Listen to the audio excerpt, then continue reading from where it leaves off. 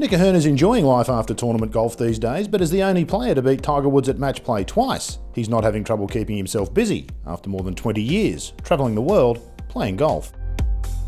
It's all right. I'm actually a social golfer these days, so I retired a couple of years ago. I'm still in Orlando, Florida, so just here for 2 weeks. I haven't travelled in so long because I'm always at home now, so it's very weird to get away and to leave the kids at home. I played the New South Wales Open last week. That was my first tournament since the Australian PGA last year. So I made the cut, which was good. 5 under cut, which was pretty low, and I'm thinking this is getting pretty tough this game now. But I put a bit of work in over the last couple of months, and my game's been pretty good socially. It was more a case of how would it stand up to a pro tournament, and it worked out pretty well last week. The best thing about being retired is I get to pick my kids up from school and take them every day, which is fantastic. And I'm doing other little side projects like some real estate, and I've released a book about the mental side of golf.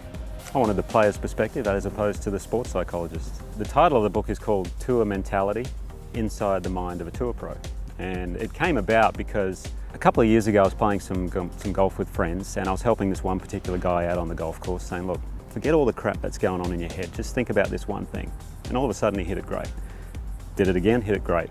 And after a while he said, you should write a book on this. And I thought, well, yeah, I suppose that's not a bad idea. I've actually been there, done that, tried, failed, done the whole scheme of things. And what started out as a 10-page guide for friends of mine, I just going to give them some ideas, went to 20 pages, 30, and then all of a sudden I thought, you know what, I think I might have a book here. And that first time you get someone else to read it is always the scary part, as you say. And everyone I've given it to so far has loved it, and my friends that I've given it to, they've all shot their best round the next time they've played golf. So I thought I must have done something right.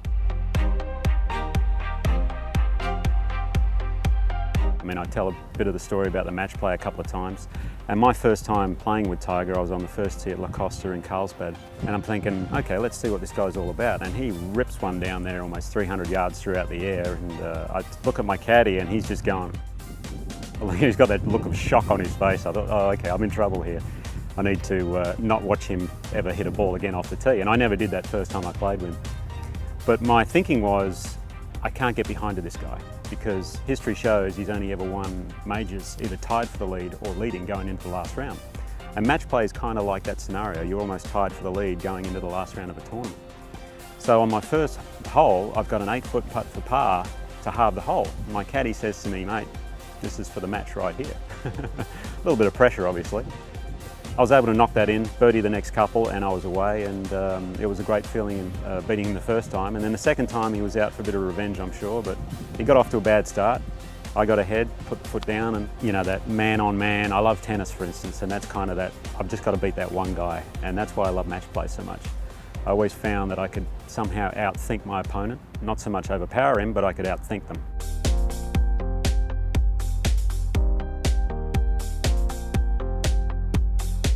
I knew my strengths, I knew my weaknesses.